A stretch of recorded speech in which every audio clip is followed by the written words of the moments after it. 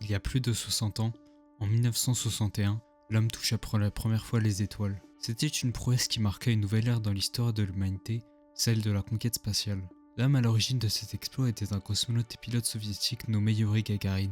Le monde est alors en pleine guerre froide, opposant l'URSS et les États-Unis. La course à l'espace est entamée entre les deux blocs depuis le lancement de Sputnik 1, une sonde soviétique le 4 octobre 1957. Peu après cette mission, plusieurs autres sondes sont envoyées en orbite autour de la Terre, et notamment plusieurs missions qui visaient à évaluer la dangerosité des conditions de l'espace pour l'homme. Finalement, lorsque toutes les vérifications ont été effectuées et que tout semblait permettre à l'homme de s'élever vers les étoiles, Yuri Gagarin, un pilote de l'armée soviétique, fut choisi pour effectuer le premier vol de toute l'histoire de l'humanité vers le cosmos. Nous allons découvrir à travers son histoire l'épopée qu'il a entreprise depuis son village natal jusqu'aux étoiles. Yuri Gagarin naît le 9 mars 1934 à Klushino, à l'ouest de la Russie. Son père et sa mère travaillent dans une ferme collective que l'on appelle kolkhoz, des exploitations agricoles en URSS. Son père est charpentier tandis que sa mère est laitière. Le village dans lequel il vit est dépourvu d'eau courante et d'électricité. En 1941, la guerre avec l'Allemagne éclate alors que Yuri n'a que 7 ans. Le village étant situé proche de la frontière avec cette dernière, les Allemands arrivent rapidement en octobre 1941, sans laisser de temps à la famille Gagarin de s'échapper. Ils parviennent à prendre le contrôle du village et brutalisent les habitants. Le cadet de Yuri Gagarin est pendu jusqu'à qu'il agonise, puis est relâché à moitié mort. La sœur de Yuri est blessée avec une faux et son père est torturé et battu après avoir tenté de saboter un moulin. Ils sont ensuite expulsés de leur maison et sont contraints de vivre dans un abri primitif. Quelques années après, ses frères et sœurs aînés sont déportés dans un camp de travail forcé en Pologne. Ils parviendront ensuite à survivre et à s'échapper pour rejoindre les troupes soviétiques. La famille de Yuri parvient tout de même à survivre malgré la famine et les bombardements à répétition. Un jour, un avion soviétique endommagé se pose près du village pour que le pilote puisse être récupéré. Plusieurs enfants du village de Yuri observent l'événement. Au sol, Yuri est émerveillé par l'avion, un chasseur soviétique. Le pilote lui montre le cockpit et les commandes de l'avion. Au printemps 1943, le village est libéré de l'occupation allemande. Yuri reprend enfin les cours après une longue période sans éducation. Mais Yuri ne partage pas les mêmes ambitions que son père concernant son avenir. Son père veut qu'il devienne charpentier, tandis que Yuri souhaite partir du village et envisager une autre carrière. Il décide finalement de quitter sa famille pour vivre à Moscou où il souhaite devenir gymnaste, mais aucune école n'est disponible. Il se tourne finalement vers l'apprentissage de la fonderie, qui consiste en la fabrication d'objets en métal fondu et coulés dans des moules. Il entame ensuite une formation dans le domaine du machinisme agricole, durant 4 années. Il adhère ensuite au club de pilotage amateur à Saratov, n'ayant pas oublié la fascination qu'il a éprouvée lorsqu'il a contemplé le chasseur russe dans son village. Dès son premier vol, il confirma son envie de devenir aviateur. Peu après, il décide d'abandonner ses études et rentra comme cadet dans une école de pilotage militaire. Dans cette ville, il rencontra Valentina Goryacheva, une infirmière. Il l'épousera un an plus tard, le 27 octobre 1957, et obtiendra son diplôme de pilote de chasse. La première fille de ce jeune couple naît en 1959, tandis que leur seconde fille naîtra en 1961, 36 jours avant le vol de Yuri. En 1959, la sélection des futurs cosmonautes est lancée. Les candidats sont sélectionnés parmi les pilotes de l'armée car ils possèdent déjà les compétences nécessaires aux vols spatiaux, comme la résistance aux accélérations ou le saut en parachute. Les soviétiques choisissent des pilotes novices car la mission doit être entièrement automatisée et que les cosmonautes seront seulement des observateurs. L'espace restreint à l'intérieur de la capsule augmente encore les conditions. Les futurs cosmonautes ne devront pas dépasser 1m75 et ne pas peser plus de 70 kg. Yuri mesurant 1m58, il répond parfaitement à ces critères. Après plusieurs sélections, 20 pilotes sont retenus parmi les 3000 candidats initiaux. À cette époque, il ne possède que 250 heures de vol. Le programme est tenu secret et Yuri Gagarin ne doit en aucun cas révéler à qui que ce soit le projet, pas même sa femme. La personnalité de Yuri Gagarin est décrite comme modeste, optimiste, aimable, persévérant, exigeant envers lui-même et possédant une excellente capacité de concentration. Par ailleurs, il excelle dans les mathématiques. Gagarin suit avec 5 autres hommes un entraînement rigoureux constitué de sauts en parachute, de simulateurs de capsules Vostok, de centrifugeuses et des cours théoriques sur les fusées et les vols spatiaux. En janvier 1961, la sélection finale est achevée. Ce sera Yuri Gagarin qui sera le premier homme à aller dans l'espace. La mission de Gagarin est précédée de plusieurs missions qui visaient à mettre au point le vaisseau de la mission habitée. Ce sont principalement des chiens qui seront utilisés. Pour fixer une date de lancement, l'URSS n'a d'autre choix que de se concentrer pleinement sur cette mission pour conserver l'euphorie des précédentes missions réussies, ainsi que la suprématie de leur pays sur les États-Unis. Les chances de réussite de la mission sont estimées à 50%, ce ce qui laisse une chance élevée d'échec entraînant potentiellement la mort du cosmonaute. Gagarin écrira une lettre 2 jours avant le décollage à sa femme. La mission est nommée Vostok 1 et tout a été préparé en cas d'imprévu. Une orbite permettant l'aérofreinage, une technique consistant à utiliser l'atmosphère d'une planète pour réduire la vitesse, un protocole en cas d'atterrissage dans un pays étranger et quelques provisions pour 13 jours.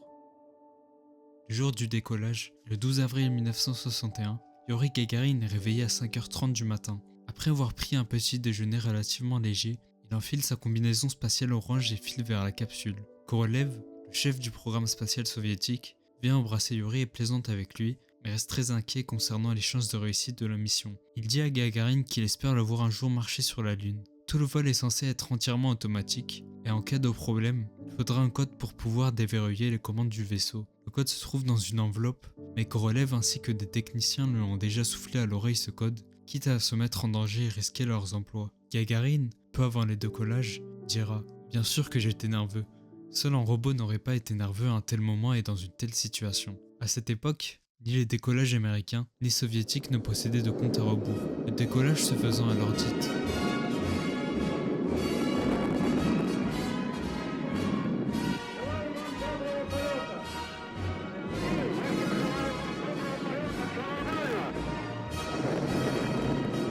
Au lancement, les battements de cœur de Yuri passèrent de 64 à 157 battements par minute.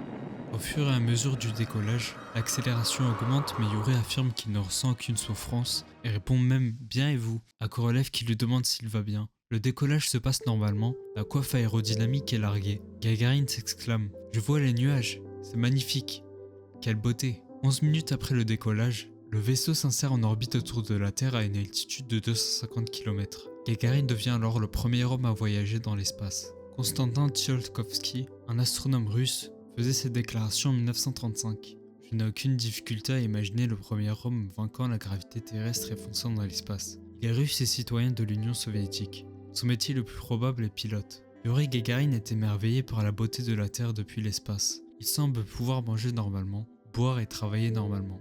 Durant tout le voyage, il contrôle les instruments et observe la Terre à travers le hublot de la cabine, sans toucher une seule fois aux commandes, car le vol se déroule normalement. L'événement est officialisé 55 minutes après le lancement sur les chaînes de télévision. Les Américains, eux, avaient deviné qu'un vol spatial habité était en cours en orbite, un peu avant l'annonce officielle grâce à leur station d'écoute en Alaska. Lorsque sa mère entend la nouvelle à la radio, elle se mit à pleurer en répétant sans cesse « Qu'est-ce qu'il a fait et où est-il allé ?»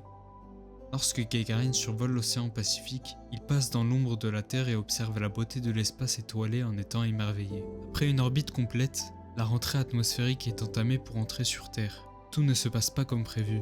Le vaisseau commence à tourner autour de son axe à la vitesse de 30 degrés par seconde. Le vaisseau était censé utiliser son bouclier thermique pour ralentir face aux immenses températures de frottement, mais suite à cet imprévu, il exposait les parties les moins bien protégées de la coque.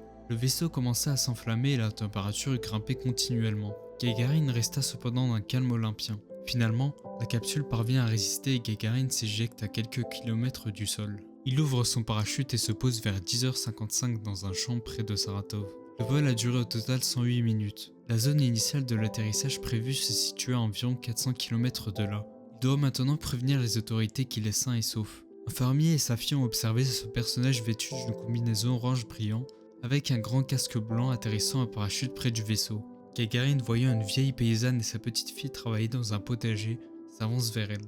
Elle s'enfuit.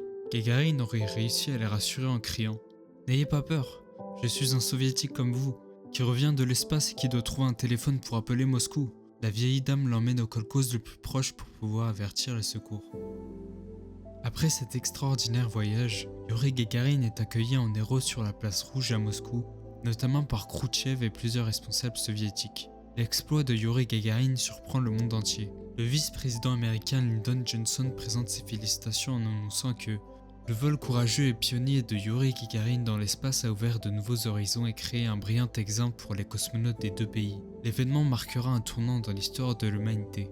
Yuri Gagarin recevra le titre d'héros de l'Union soviétique et la médaille de l'ordre de Lénine, les plus hautes distinctions en URSS. Yuri effectuera plusieurs tournées dans différents pays, notamment en France, pour célébrer son vol. Malheureusement, en 1968, alors que Gagarin effectue un vol d'entraînement sur son avion, quelques minutes après le décollage, Le contact fut perdu et de nombreuses recherches furent lancées. Son avion est finalement retrouvé calciné dans un cratère d'environ 7 mètres, avec les corps de Yuri et de son instructeur à proximité. La cause la plus probable de l'accident aurait été une manœuvre brusque de l'avion destiné à éviter un bal en sonde. Yuri Gagarin est ensuite inhumé dans le mur du Kremlin. Le 25 mars 2011, l'ONU déclare le 12 avril journée internationale du vol spatial habité. Dans son pays, son nom a été donné en hommage à de nombreux lieux, institutions et récompenses dont la ville de Yatsk, près de son village natal, rebaptisé Gagarin en 1968, ainsi qu'une place de Moscou où se trouve le monument à sa mémoire. Son nom a été donné à un cratère lunaire et à un astéroïde, et aujourd'hui en France, de nombreuses routes, écoles et jardins publics sont nommés en son nom pour lui rendre hommage. Yuri Gagarin a profondément marqué l'histoire de l'exploration spatiale en devenant le premier homme dans l'espace. Cet événement a ouvert la porte des étoiles et de l'exploration de l'univers à l'humanité, et qu'importe, dans 1000, 10 000 ans ou plus, cet exploit restera gravé dans l'histoire à jamais.